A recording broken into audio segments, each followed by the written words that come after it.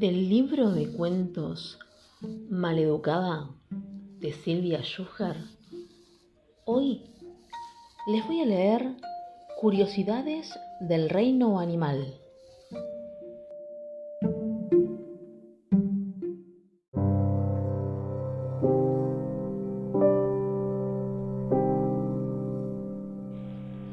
Lo sabíamos desde cuarto. No había modo de torcer ese destino. En quinto nos tocaría Laura. La señorita Laura era famosa en el colegio por su peinado varonil, sus pechos marciales, sus ojos metálicos, la boca finita como tanza y el uso exagerado de perfumes con los que ponía una barrera aromática entre ella y el resto de los mortales. Pero sobre todo, era conocida por su tenaz vocación para perfeccionar, año a año, ciertos métodos de tortura que sólo ella denominaba de enseñanza. Se decía que, de su quinto grado, los chicos salían repitiendo datos como autómatas, con el espíritu domesticado y los ojos descoyuntados de tanto pasar noches sin dormir, ya fuera por completar kilómetros de tareas, por llorar en silencio, por implorar a los padres un cambio de escuela, de barrio, de país, ancho de planeta, o por enfrentar los más espantosos terrores nocturnos. Se decía además que las otras maestras, aun cuando no compartían sus métodos, se inclinaban ante sus resultados. En cuanto a ella, la señorita Laura transcurría imperturbable. No tenía prejuicios ni preferidos. Ni siquiera las de delantal más planchadito la ablandaban. No tenía preferidos. Atesoraba un profundo espíritu democrático a la hora del maltrato. A todos despreciaba por igual.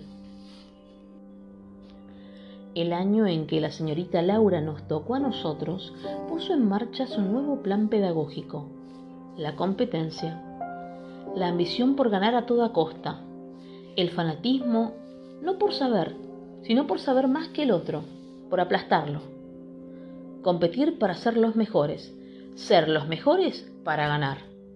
Ese fue su lema. Y empezó el año agitando las aguas. Nos hizo elaborar frases de barricada y premió a las más provocadoras escribiéndolas con letras catástrofe en enormes carteles que colgó por toda el aula. Estas fueron algunas: el que gana será un sabio, el que pierda, un inservible. Vencer es aplastar al enemigo. Con las frases tibias y conciliadoras hizo bollos de papel que los vencedores tuvimos el privilegio de embocar en la basura. Al principio la idea nos gustó. Hasta pensamos que a la señorita Laura le habían hecho mala fama, nada más que por su cara. Y no porque fuera fea, que no era, sino por su expresión serpentina. Sí, nos gustó.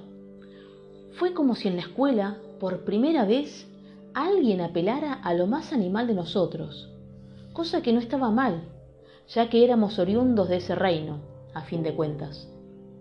Nos insufló tal espíritu de rapiña que hasta los más indiferentes reaccionamos.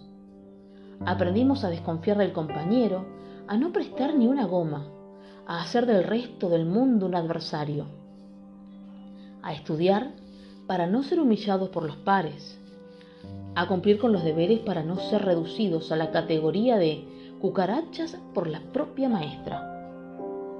Las que hasta entonces habían sido tratadas como alumnas estrella, incluyendo la hija del comisario y la del presidente de la cooperadora, perdieron en quinto los privilegios habituales y pasaron a engrosar la manada. Para lo único que se tuvo en cuenta sus estirpes fue para armar los equipos, esas células de combate que, aunque de entrada no lo supiéramos, desatarían la guerra final. Porque esto fue lo que pasó. Cuando consideró que nuestra ambición personal estaba a punto de caramelo, La señorita Laura dividió la clase en 4 grupos y a cada uno al voleo le asignó un capitán y un tema de investigación para exponer ante el resto. Los integrantes del equipo que hicieran la mejor presentación gozarían de una gloria infinita. Eso dijo, señalando con su brazo derecho y su perfil la ventana por donde entraba el cielo. Pero en cambio, aclaró, arrugando las palabras, los infelices del equipo perdedor, y allí estaba la novedad, recibirían un castigo inolvidable, uno que, se relamió, ella misma informaría sobre la marcha. Como nadie soportó esa amenaza, la de un castigo sin nombre, y se debió notar, la señorita Laura se frotó las manos con empalago y la batalla se planteó feroz. 1 mes, sentenció. Tienen todos 1 mes para dejar de ser cucarachas y convertirse en leones.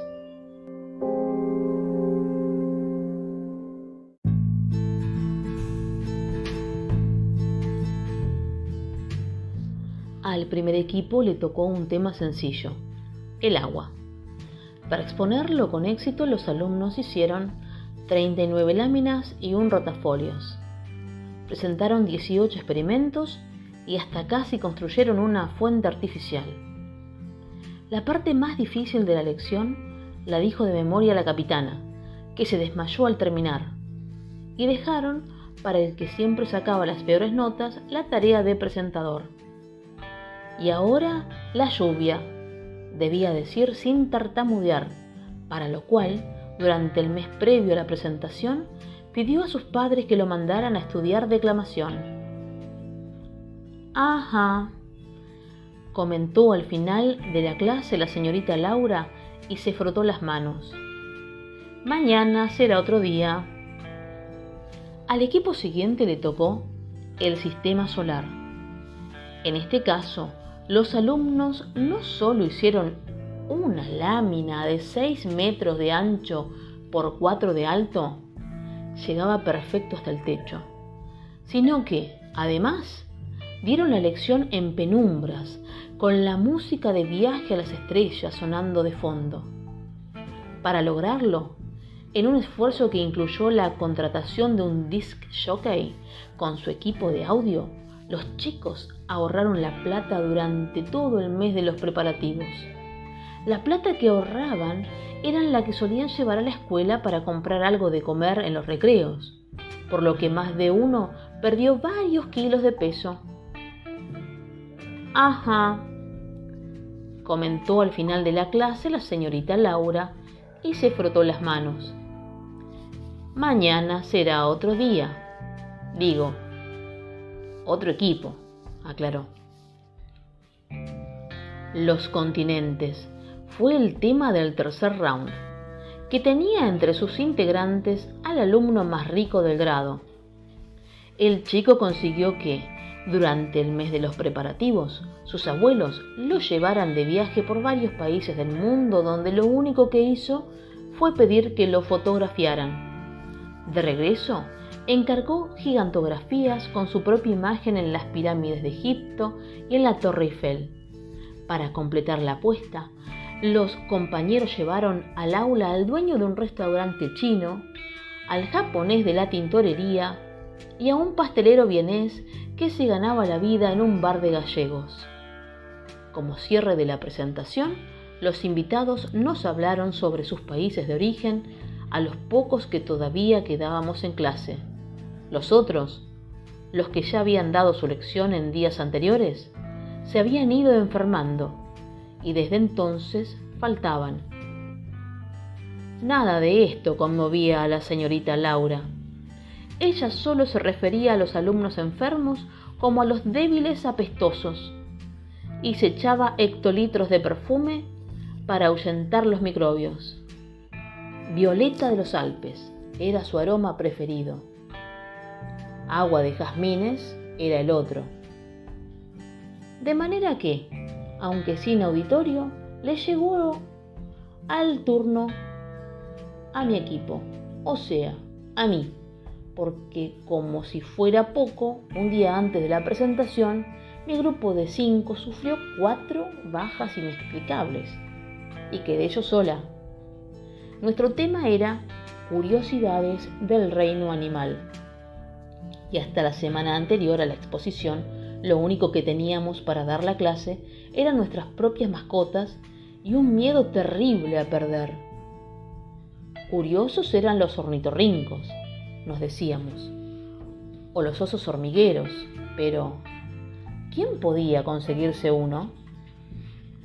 Fue quizás esa circunstancia, la nada y lo inminente del desastre, lo que azuzó mi ingenio. Supe, como en un golpe de inspiración, que lo único que me quedaba por hacer era cazar abejas y meterlas en un frasco con la tapa agujereada para mantenerlas vivas. Por lo que sabía, eran insectos de los más inteligentes y organizados, con una propiedad.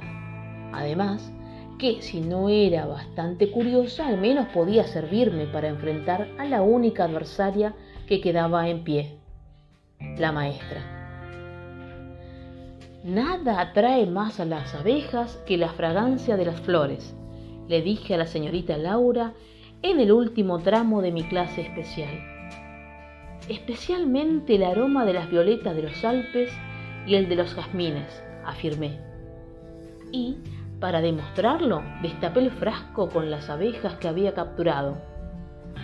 Lo que pasó después no lo puedo describir, no por desagradable, que por cierto lo fue, o porque con el tiempo haya olvidado detalles, sino porque casi no lo vi. Los aullidos de la señorita Laura atravesaron las paredes. Hubo una rápida entrada en acción de la directora, que me sacó del aula y dejó encerrada a la maestra atacada. Mientras tanto, la vice llamó a los bomberos, que llegaron unos minutos más tarde y se llevaron a la maestra hecha una roncha. Nadie indagó demasiado sobre los sucesos. Mis compañeros fueron volviendo día tras día al colegio. Terminamos quinto con una suplente, una maestra, Perla, que después de muchos años también se jubiló en esa escuela.